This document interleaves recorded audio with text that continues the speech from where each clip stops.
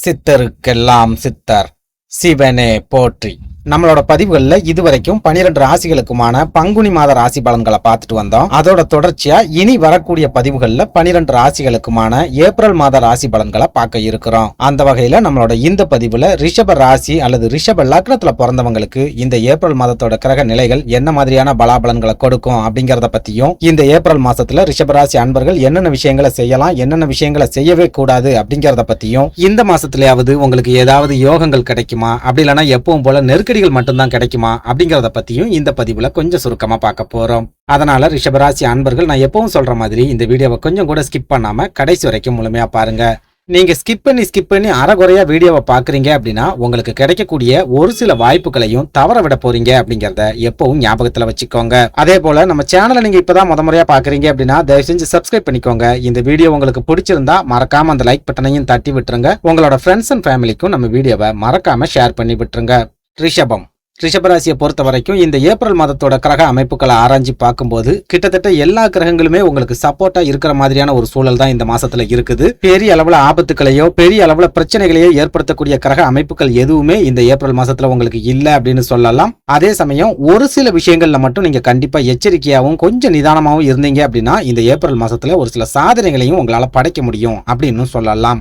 குறிப்பிட்டு சொல்லணும் அப்படின்னா இந்த ஏப்ரல் மாசத்தோட தொடக்கத்துல உங்களோட லாபஸ்தானம் அப்படின்னு சொல்லக்கூடிய மீன ராசியில சூரிய பகவான் உட்கார்ந்திருக்கார், புதன் பகவான் உட்கார்ந்திருக்கார், சுக்கிர பகவான் உட்கார்ந்திருக்கார், சனி பகவான் உட்கார்ந்திருக்கார், போதா குறைக்கு ராகு பகவானும் மீன ராசியில உட்கார்ந்திருக்கார். அதாவது இந்த ஏப்ரல் மாதத்தோட தொடக்கத்துல கிட்டத்தட்ட 5 கிரகங்கள் உங்களோட லாபஸ்தானம் அப்படின்னு சொல்லக்கூடிய மீன ராசியில ஒன்னா வந்து உட்கார போறாங்க. இது மூலமா உங்களோட லாபஸ்தானத்துல பஞ்ச கிரக யோகம் அப்படிங்கிற ஒரு அருமையான ராஜ யோகமும் இந்த ஏப்ரல் மாசத்துல உருவாகுது.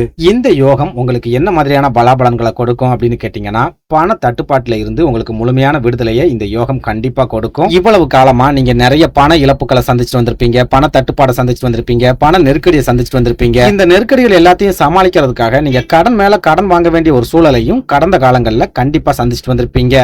ஆனா இந்த ஏப்ரல் மாசத்தை பொறுத்த வரைக்கும் உங்களுக்கு பண வரவு ரொம்ப சூப்பரா இருக்கும் அப்படிங்கறதால பணம் சம்பந்தமான நெருக்கடிகள்ல இருந்து உங்களுக்கு சிறப்பான விடுதலை கிடைக்கும் அப்படின்னு அடிச்சு சொல்லலாம்.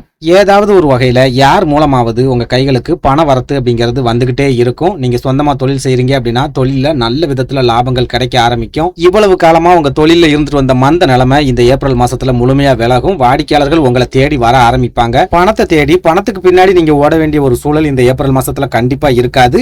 பணம் உங்களை தேடி உங்க பின்னாடியே ஓடி வர போகுது. அது மூலமா நிறைய லாபங்களும் உங்க கைகளுக்கு வந்து சேர போகுது. முக்கியமா சொந்தமா தொழில் செய்யக்கூடிய ரிஷபராசி அன்பர்கள் இந்த ஏப்ரல் மாதத்தோட தொடக்கத்துல எதிர்பாராத ஒரு வளர்ச்சியை அடைய போறீங்க. உங்களோட தொழில் எதிரிகள் உங்ககிட்ட தோல்வி அடைய போறாங்க. எதிரிகளை வீழ்த்தி வெற்றி மேல வெற்றியை நீங்க அடைய போறீங்க அப்படின்னு சொல்லுவேன். அதே போல சொந்த தொழில் செய்யறவங்க தொழில் சம்பந்தமா ஏதாவது மாற்றங்களை செய்யணும் அப்படின்னு ஐடியாவோட இருக்கீங்க அப்படின்னா இந்த ஏப்ரல் மாதத்தோட தொடக்கத்துல தொழில் சம்பந்தமான மாற்றங்களை நீங்க தாராளமா செய்யலாம். இன்னும் சொல்ல போனா தொழில்ல துணிஞ்சு ரிஸ்க் எடுக்கக்கூடிய எல்லா ரிஷபராசி அன்பர்களுக்கும் சிறப்பான லாபமும் முன்னேற்றமும் கிடைக்க போகுது.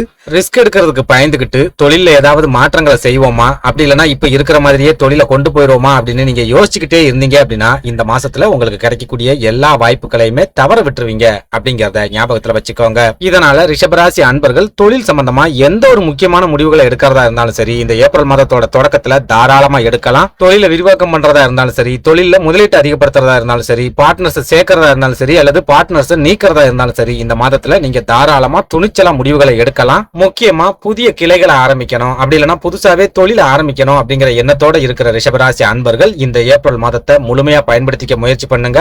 இதனால் வரைக்கும் நம்மளோட பதிவுகள் நீங்க தொடர்ந்து பார்த்திருந்தீங்க அப்படின்னா ரிஷபராசிக்காரங்க ரொம்ப ரிஸ்க் எடுக்க கூடாது, கொஞ்சம் நிதானமா இருக்கணும், எல்லா விஷயத்தையுமே யோசிச்சு பண்ணணும் அப்படின்னு நான் சொல்லியிருந்தேன். ஆனா இந்த ஏப்ரல் மாதத்தை பொறுத்த வரைக்கும் நீங்க தொழில் சம்பந்தமா எந்த ஒரு ரிஸ்கையும் தாராளமா எடுக்கலாம். புதுசா தொழில் தொடங்குற ஐடியாவோட இருக்கீங்க அப்படின்னாலும் இந்த ஏப்ரல் மாசத்துல கொஞ்சம் கூட தயக்கமே இல்லாம தாராளமா நீங்க தொழில ஆரம்பிக்கலாம். ரொம்ப யோசிச்சு ரொம்ப மண்டையை போட்டு குழப்பிக்கிட்டு தொழில ஆரம்பிக்கலாமா வேண்டாமான்னு அடுத்தவங்க கிட்ட ஆலோசனைகளை கேட்டுக்கிட்டு இருந்தீங்க அப்படின்னா இந்த ஏப்ரல் மாதத்துல உங்களுக்கு கிடைக்கக்கூடிய வாய்ப்புகள் எல்லாத்தையுமே தவற விட்டுருவீங்க அப்படின்னு சொல்லுவேன்.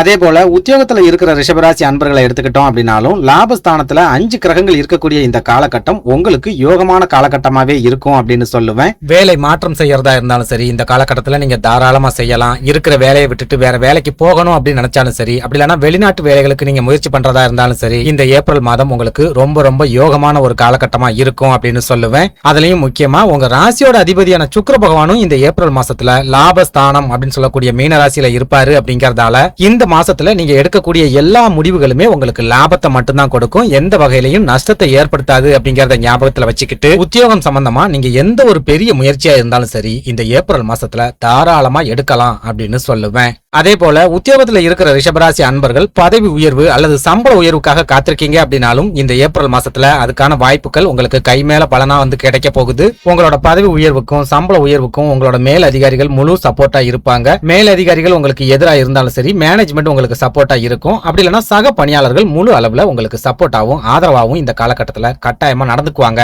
அப்படின்னு சொல்லுவேன். சுருக்கமா சொல்லணும் அப்படின்னா, ஏற்கனவே உத்தியோகத்துல இருக்கிற ரிஷபராசிக்காரங்களா இருந்தாலும் சரி, அப்படி இல்லைனா படிச்சு முடிச்சுட்டு புதுசா வேலை தேடிட்டு இருக்கக்கூடிய ரிஷபராசி அன்பர்களா இருந்தாலும் சரி, இந்த ஏப்ரல் மாசத்துல நீங்க எடுக்கக்கூடிய எல்லா முயற்சிகள்லயுமே ஜெயம் ஜெயம் ஜெயம் மட்டும்தான் உங்களுக்கு கிடைக்கும். எந்த வகையிலையும் வீழ்ச்சிகளோ அல்லது நஷ்டங்களோ இந்த மாசத்துல உங்களுக்கு கண்டிப்பா இருக்காது. அதுலயும் முக்கியமா புதுசா வேலை தேடிட்டு இருக்கக்கூடிய ரிஷபராசி அன்பர்களுக்கு உங்க மனசுக்கு பிடிச்ச மாதிரியே அற்புதமான வேலை வாய்ப்புகள் அமையக்கூடிய ஒரு காலகட்டமாகவும் இந்த ஏப்ரல் மாதம் இருக்கும் அப்படின்னு அடிச்சு சொல்லுவேன். அடுத்ததா உங்களோட குடும்ப வாழ்க்கையை எடுத்துக்கிட்டோம் அப்படின்னா, இந்த ஏப்ரல் மாதம் ரிஷபராசி அன்பர்கள் கொஞ்சம் எச்சரிக்கையாகவும் கவனமாகவும் இருக்க வேண்டிய ஒரு காலகட்டமா இருக்க போகுது. தேவையில்லாத சண்டை சச்சரவுகள், தேவையில்லாத மனக்கசப்புகள் உங்க குடும்ப வாழ்க்கையில ஏற்படுறதுக்கு இந்த காலகட்டத்துல அதிகமான வாய்ப்புகள் அப்படிங்கிறது இருக்குது. முக்கியமா திருமணமான ரிஷபராசி அன்பர்கள் இந்த ஏப்ரல் மாசத்துல ரொம்ப ரொம்ப பொறுமையாகவும் நிதானமாகவும் இருந்தே ஆகணும். இந்த மாசத்துல உங்க வார்த்தைக்கு உங்க குடும்பத்துல சரியான மதிப்போ மரியாதையோ கிடைக்காது.